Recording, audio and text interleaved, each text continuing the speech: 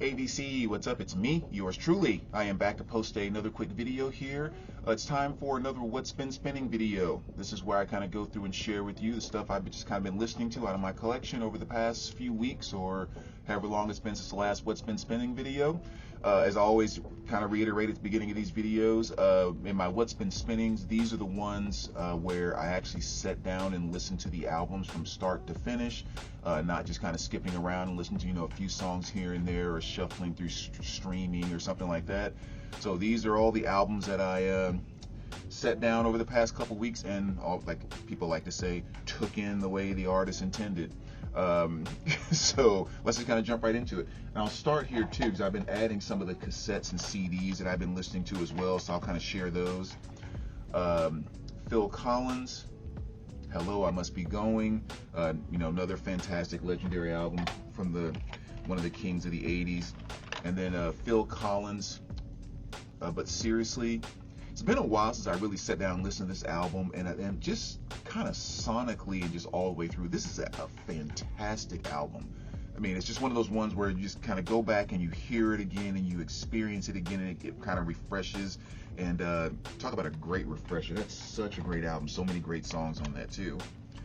And then, of course, little Kool Moe Dee, kind of jump back in a little old school hip hop there. This Is How You Like Me Now. Early days of hip hop and rap. To some degree it can be a little cheesy listening to it now, but it's also just kind of, it's the old school stuff, and I love it to death. And Kool Moe Dee is definitely one of my favorite old school rappers. And I'm sure a lot of people that know this, who already know or were into the old school would kind of be aware of this. But if you look on the cover there, you see that that Kangol hat that's kind of underneath that tire. For whatever reason, Kool Moe Dee and LL Cool J had a beef that was going on back in the day, which, unlike what took place later, never really went past the music. It was just kind of talking to each other before they turned all stupid and started shooting and blah, blah, blah, and all that East Coast, West Coast crap. But that was kind of Kool Moe Dee's little diss towards LL Cool J as having that red Kangol that he wore and was kind of so well known for underneath the tire. It was cheap right there. A few CDs really quick. OMD, Greatest Hits, or the Best Of, I should say. Fantastic album. Really want to get that on vinyl, but maybe someday if I'll find a copy, but CD does it for now. But a lot of great stuff on there. Deep Purple, Stormbringer there, another classic. Sorry, a lot of glare there, guys. Not as used to holding up CDs, I guess. Little Madame by Elton John, another fantastic album. Just hadn't heard that in a while, and someone was talking about it on one of their videos recently that made me want to go pull it out and listen to it. And If I Could Only Remember My Name by David Crosby. Not a huge Crosby fan, but this particular album is freaking awesome. Love that to death. So that's kind of what I've been spinning as far as cassettes and some CDs. Going into the vinyl, and again, I'll try to go quick here because it seems like it's stacked up over the last couple weeks. Night Ranger, another great one here. This is their release from 1983. Great stuff on here, like You Can Still Rock in America, Sister Christian. Probably my favorite song by them is When You Close Your Eyes. That was really kind of the first song that brought me to Night Ranger. So fantastic album. Never quite understood what they were going for on the cover there, but it was the early 80s. So he was like, I want to be an astronaut. And he's like, I want to be a doctor and a pimp. And then just kind of like on and on. But legendary album, love that to death. The Music Explosion, a little bit of soul. Hadn't spun this in quite some time. This was a good revisit. And somehow I got it locked in my mind that this was kind of like a power popish type of album, that I don't know how that got locked in, but it definitely has a little more of a garage rock and even some hints of a psychedelic feel to it. But yeah, another great one that I hadn't spun in quite some time, and that was a good revisit from 1967, I believe. And one of the albums I've spun so many times in my life, it was the first album I ever bought out of the store back in grade school, and I still love it to this day, but Billy Idol's Rebel Yell. Just one of my all-time top 10 albums right here. Eyes Without a Face, Flesh for Fantasy, Rebel Yell, Catch My Call, Do Not Stand in the Shadows. Just everything on that album is fantastic. Great White, Once Bitten, Again, another classic that you guys know very well. It has the song Rock Me on it, which is fantastic. I think just one of the absolute perfect blues, glam metal type of songs. And Dark Meditation here. And this is Polluted Temples. This is from 2022.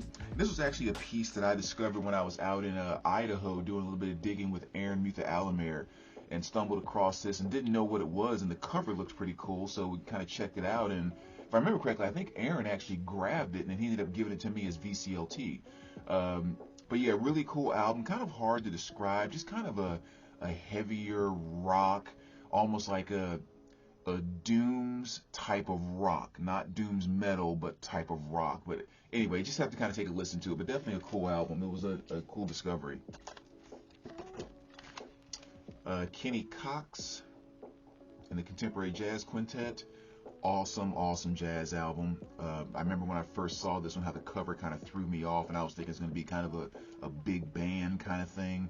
And this is just kind of some great traditional jazz with also the elements of not quite going free jazz, but just kind of some more spirited type of things layered over top of it. And yeah, really great album. Like I said, that cover completely threw me off the first time I heard it, or I saw it, because I was thinking it's going to be like I said, like a big band type of thing. I've talked about this band so many times, I won't say a lot here, but this is Airborne, Breaking Out of Hell. Easiest way to describe Airborne, if you are an AC/DC fan, it is 100% guarantee you're going to love Airborne. Airborne is almost like a group that said, let's just have a little fun by being like an AC/DC cover type band. Let's just do all their same type of riffs. Let's sing the same way that Johnson and Scott did. Let's, do all this type of stuff, and all of a sudden, like, they made it big as a band. But it's AC/DC 2.0. Del Shannon, Runaway Hits. Again, kind of dove into some of my old 60s stuff this time. And you guys know Del Shannon, Runaway, and just, some of the early rock and roll stuff. So that was kind of a fun listen. And the classic Document, REM. You guys know that album so very well. Again, yeah, I won't go into that in safe time. You guys know that one. The Marshall Tucker Band. This is a fantastic greatest hits album. Such a great country rock type of thing. And songs like Can't You See, Heard It in a Love Song, A Fire on the Mountain. I mean, this is just such a great listen. And I love that song Can't You See, because for whatever reason it really reminds me a lot of Midnight Rider by the Allman Brothers. It has just that same groovy country rock type of feel, and it's just really awesome stuff. Black Sabbath, Past Lives, 2 LP live album there. And as you guys know, as I said so many times, I'm not the biggest fan of live albums, but definitely kind of like this one. And the thing I feel is kind of cool about it is it's not audiophile quality by any means. You can definitely tell it's kind of a live recording, and it's not the best recording, but the way it's recorded, it feels extremely authentic. Like you're actually, this is kind of what this concert would have felt like and been like. So there's actually something nice about the way it's recorded to me. But, all kinds of great stuff on here, from Nib to Behind the Wall of Sleep to Sweet Leaf to, just Paranoid, everything you would expect from Black Sabbath back at the time. But very cool 2 LP set. I think that pressing came out in 2016. Little Amos Lee here, kind of going to the singer-songwriter type of thing. Really cool album. This is from 2011. A favorite song off of here is definitely Windows Are Rolled Down. Really cool song there. So great album. If you're not familiar with him, check out that song off that album. And again, another classic everyone knows about, Tesla, classic legendary album, Love Song, all that great stuff off of there. Spun a Comp, which is History of British Rock, another really good one there. And just a lot of different things, from Fleetwood Mac, from Donovan, the Beatles, Eric Burdon and the Animals, just kind of on and on and on. So a lot of various things on there, but good comp. Static X, Wisconsin Death Trip, my favorite album by them. You know, stuff from like Sweat of the Bud to Push It. Probably my favorite song by them, which is Bled for Days. It's off this album too.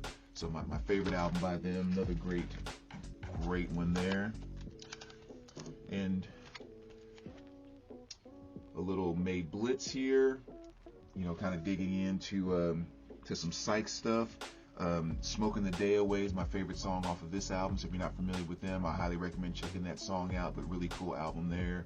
Another one that's kind of cool that they finally got around to reissuing, which is nice. Flock of Seagulls, Greatest Hits or the Best Of, you know, kind of going back to that awesome 80s new wave stuff.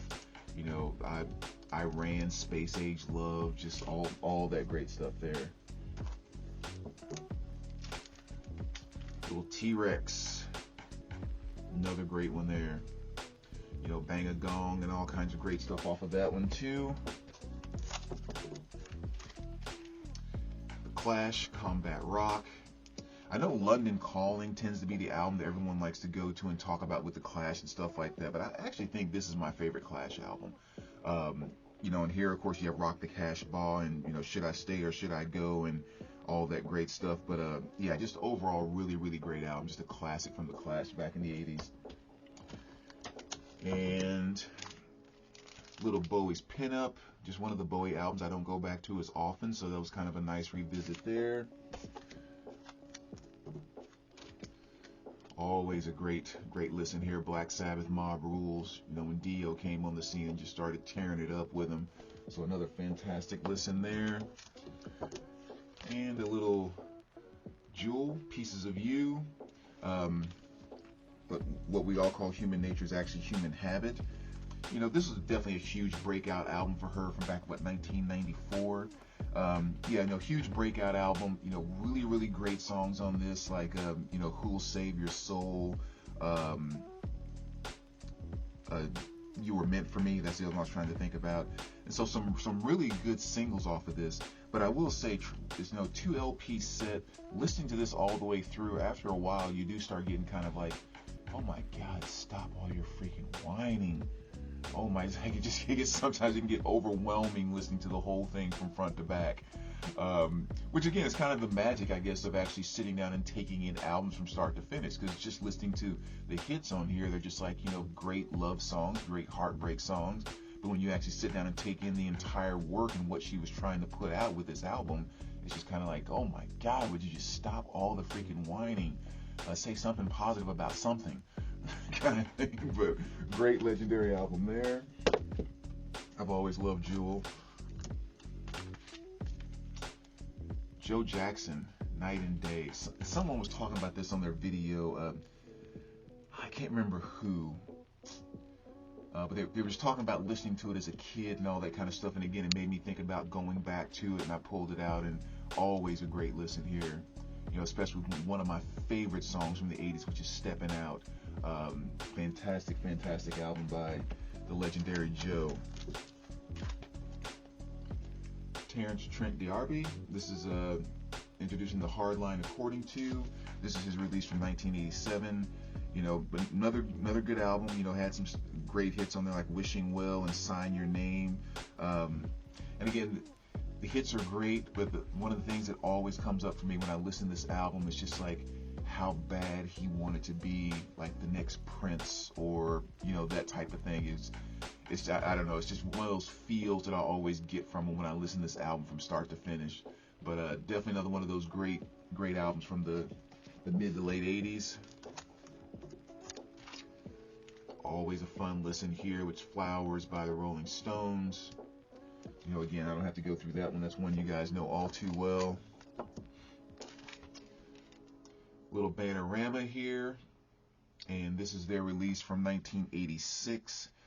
This is the one that has Venus on it, the cover they did of Venus. You know, and again, not their best album overall, but, you know, still very good stuff. Fun 80s stuff, I should say. Same here. ABC, How to Be a Zillionaire, another fun album. Kind of that great 80s dance type of thing. One of my favorite songs out of that genre from the 80s, which is Be Near Me. Always loved that song from the first time I heard it, and still love listening to it to this day. Just kind of a fun, upbeat, fun dance type of 80s song. Little U2, Unforgettable Fire. Again, another classic that you guys know all too well, so I won't have to go into a lot of talk about that. I could say the same thing here about Rush with Power Windows. Another great revisit. I haven't listened to this Rush album in quite some time. And of course, this has, again, one of the songs I've always loved by them so much was Manhattan Project. But yeah, just another really, really great album there. And last but not least, Band of Horses, Infinite Arms there. This is their release from 2010. Another really great band, and a lot of times too, I'm very surprised the number of people that don't know Band of Horses, because they've always seemed like a really big band to me. And we actually went and saw them in concert about a month or two ago, and like telling people that I went and saw them, there was like so many people that are like, never heard of the Band of Horses. And I'm like, really? I thought they were kind of huge. But anyway, really, really great band. They do a great job of kind of crossing that indie country rock type of thing, and beautiful harmonies, and just really, really, really fantastic band. This isn't necessarily my absolute favorite album by them, but definitely a group worth checking out. So anyway, there you go, VC. That's what's been spinning over the past few weeks. As always, kind of let me know what you guys think, and we will talk to you soon. All right, take care, guys.